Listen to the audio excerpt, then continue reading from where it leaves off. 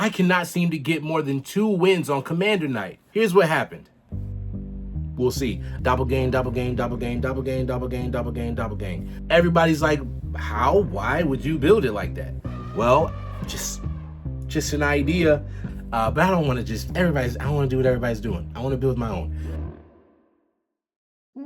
Welcome to Commander Debrief, where we talk about decks that I'm playing, what's going right, what's going wrong, and everything in between. Go ahead and like and subscribe down below. We are doing a giveaway at 100 subscribers and you won't want to miss it. Now, let's get into the W's we had last night and what went right. The first win we had of the night was with Temit, Noctamun's Will. The deck was working very, very well. We were going up against this humans deck. We were going up against Joel and Abby, who got partnered together. We were going against Gishath, dinosaurs, and Terra, Herald of Hope. Let's talk about what went right. I played endless ranks early on, expecting it to get destroyed, and nobody ever touched it. I think they were waiting for something bigger to come out, and that just happened to be the one that helped us get to where we needed to go. Also, as one of the players mentioned last night, On Sarah's Wings came out of nowhere, and yeah, I guess I do draw it just about every time I play Temit. One card that keeps showing its face, and I needed it. My zombies were just 3/3s, but I had like 6 of them, so they couldn't really get through with anything. What really gave me the W was Cover of Darkness. So not only were my zombies bigger because I was drawing cards, but then they couldn't be blocked except by artifact creatures or black creatures. Let's talk about the other side of the board. This humans deck, oh my gosh, it got out of hand early. Sigarda entered the battlefield, plus Magistrate. He was 100% a problem. 2 of us couldn't cast our commanders, so I end up destroying his Sigarda so somebody else could target the Magistrate, and so 2 pieces of removal had to go towards that player in order for a couple of us to even get our decks going the way we want them to go. And it did end up happening, but that player, you know, was a little harder to rebuild because we had to use so much removal on him. Next up, Joel and Abby. They should have won. 100% they should have won. They were the only ones able to rebuild after a huge board wipe. He had Macias out on the battlefield, knowing there was possible board wipe coming up. Nobody else was really paying attention to what Macias actually did, and so as soon as the board wipe happened and everybody was like, okay, we'll just rebuild, everybody choose one character, no, it didn't matter, because Macias brought everything back, and he was ready to start solo killing everybody once per turn, and it definitely, he was the scariest one on the board for quite a bit. Can't forget Gishath, dinosaurs, a runic Armasaur, I think it's called. I'll put it up. That card was doing way more work than my zombie on the other side because I was actually activating abilities, giving him cards. Nobody else was activating abilities, so I didn't get many of. I think I ended up getting maybe 2 or 3 of those 1/1 white zombies. He ended up with Pants on the battlefield and Verdant Sun's Avatar, and he was up to like I think 50 or 60 life at one point. Just dinosaurs on dinosaurs on dinosaurs, but somebody eliminated him before I ended up having to, so that definitely was good on their part. Thank you to whoever killed the dinosaur player. Terra, Herald of Hope, deck I have never seen before. Anybody who plays the Final Fantasy commanders normally plays the Cloud commander, but it did some work. It did 9 commander damage to me. I didn't have any flyers before that On Sarah's Wings came out. They are the ones that played. The player is known for board wipes. We'll talk about him a little bit later. He's known for board wipes, and he found, I believe, the board wipe where everybody chooses 1 artifact, 1 creature, 1 enchantment. I kept endless ranks. I think my commander and one of my mana rocks. Like, yeah, it was a great outing for that deck. Next win of the night, which I am very proud of, Shorakai. Every time I talk to somebody about my Shorakai deck that I just built, I've only been playing it the last maybe month or so, everybody's like, how? Why would you build it like that? Well, just an idea. The whole deck is built around wanting to one-shot opponents because Shorakai is already an 8/8. So the idea is to play equipment so that when he comes into play and I can crew him on his next turn after I draw the cards and make the pilots and that kind of thing, I'm going to one-shot somebody because they won't be able to block him. He'll have double strike and he'll be at least an 11/11. And all of my equipment cards are based off that. I build my decks based on whether or not I can play the deck when my commander is not on the battlefield. So when my commander is not on the battlefield, I'm still able to get in for big damage because I'm making my creatures bigger, I'm giving them double strike, and I'm making them unblockable. That's something that I strive to do in that deck, and it definitely worked out yesterday. What ended up happening was we were playing against Bumbleflower, Beledros, and the Sliver Legion. The Sliver Legion had a bone to pick with the Beledros player, who is that board wipe player we were just talking about. So Sliver Legion ended up on turn 5 with like 33 power, and all of the creatures have haste and 17 other freaking, you know, slivers doing sliver stuff. He ended up really injuring the Beledros player, but the Beledros player was not out. Once the Sliver Legion player did that, he left himself open, and I don't want to deal with slivers getting even bigger. His commander was out. They were all like +4, because I think he had 5 slivers altogether. So I ended up drawing the exact card that I needed to one-shot somebody. So Shorikai was already on the battlefield. He gets crewed because of the equipment that I had. Sigarda's Aid was on the battlefield. So Black Blade Reforged comes out. Grappling Hook comes out. He was ready to go. But the MVP of the game for me was Pure Steel Paladin. And here's why. The Beledros player did his board wipe thing. It's a board wipe deck. He is king board wipe. He did his thing, and the board was just completely wiped. Not only did it get wiped, he gave us like 29 rad counters because his whole deck is based around big mana. So he had swamps tapping for 3, and yeah, it was just crazy. Thran Dynamo, the whole shebang. So he gave us 29 rad counters and was like, all right, figure it out. You're gonna lose if you don't.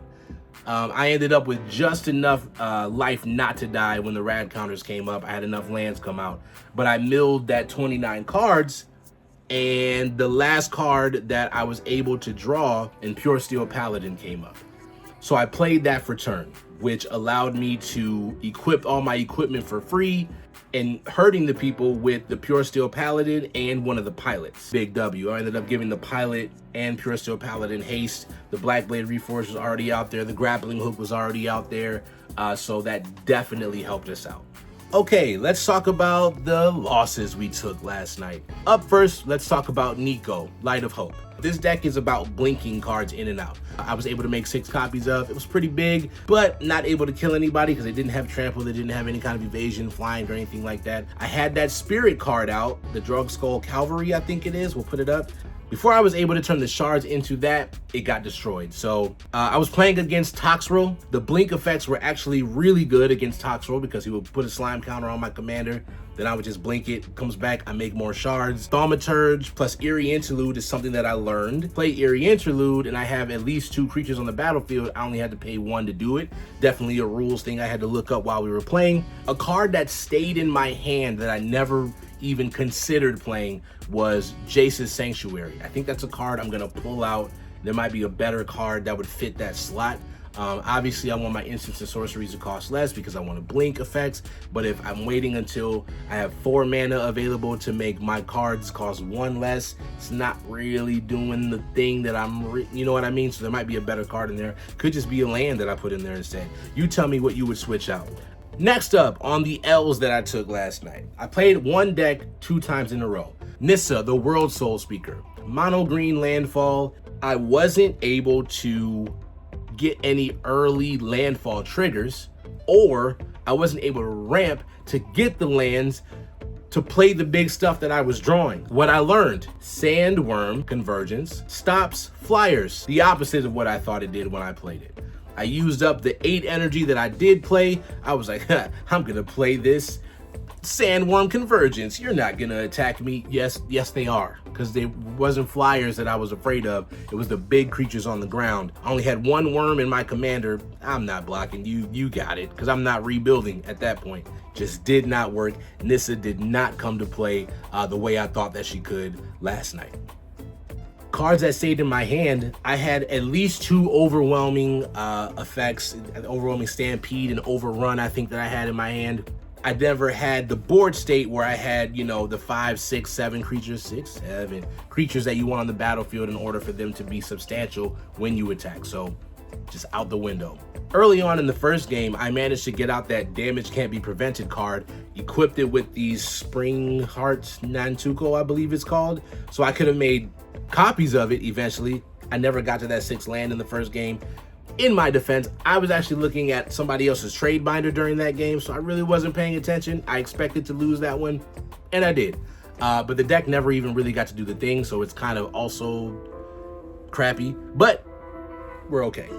In Spirit Flagship Vessel. Love the idea of this card. I play it kind of like the Death Star kind of thing, where I'm just building lasers. And when I say I'm building lasers, I have artifacts that when you put enough counters on it, you just simply destroy somebody enough or you win the game. And it did fairly well. I'm not 100% angry with how it performed. Patrolling Peacemaker definitely did its thing. Flux Channeler did its thing. The Millennium Calendar made an appearance. However, a card that stayed in my hand was Encroaching Mycosync. Like, I have it in there to kind of protect my non-artifact permanents, like All Will Be One or even the Flux Channeler in this regard. 4 mana, I didn't really find a reason to cast it that would have been substantial in game. I really feel like maybe another card draw card to get to the thing that I want, because I think I had enough counters where I could have destroyed maybe one person, 1 or 2 people maybe, with the Flux Channeler and the Patrolling Peacemaker. I think I had like 7 or 8 counters on both of them, so I could have 16 damage to somebody with just All Will Be One stationing my commander. But yeah, it didn't really pan out. What do you think I should add to that deck? Let me know. Okay, something else I wanted to start doing is talking about the trades that I picked up. So first and foremost, I've been trying to build an elemental deck ever since I found that card that is pretty much roaming throne for elementals. I want to make copies of it. I want to make a deck where I just have copies of elementals coming out and doing crazy things. So I've been trying to figure out what my commander would be. Obviously, people have the 5-color commander from the set. I'm pretty sure it's printed in that set, right? I'm sorry, printed in that commander deck list. But I don't want to just, I don't want to do what everybody's doing. I want to build my own. So I'm thinking Maelstrom Wanderer. So I picked up 2 of them. They're both really pretty. It's this version of it. Also, I picked up another Jotai Moag Ancient. I don't know, tell me how to say that. I have no idea how to say that. But I've always liked this effect. You're creating, it's land. You're creating extra land. You're creating forest dryads when it enters the battlefield for each time you cast your commander from the command zone this game. I don't know how many times I'm casting Maelstrom Wanderer, to be honest, but it's still going to be good for each time. Yeah, it's still going to be good. We'll figure it out. Also, Teamer Battle Crier. Needed that. If you're doing a Teamer deck that has anything to do with power, you need a Teamer Battle Crier in your deck. And then just a pretty Botanical Sanctum. Always need extra lands, especially in the Teamer colors, because I'm building that Teamer deck, I think, most likely. Same trade binder, Varix Bladewing. Didn't own one. I want to build a Joda deck that is based on legendary creatures that make legendary tokens, so you're kind of doubling up your power every time one of these guys come out. Also pulled a Sammy Wildcat Captain. Double Strike and Vigilance, already crazy. Spells you cast have affinity for artifacts. It wants to be a equipment deck so bad, but I think it's gonna end up in my In-Spirit deck, and just kind of be, but I don't know. I'll get back to you on that. Arabella, Abandoned Doll. As a kid, I was deathly afraid of Chucky, so this is literally full circle moment for me having this card. But yeah, it goes in pretty much any artifact token deck to just go crazy. So we're gonna see how that works, what deck that goes into. Also, I got another Marvin. You always need Marvin for any deck that has anything to do with activated abilities. For 2 mana, as soon as you cast your commander, you can do that activated ability if it's a tap, right? Because now Marvin can do it. You play it, Marvin knows how to do it. What else did we pull?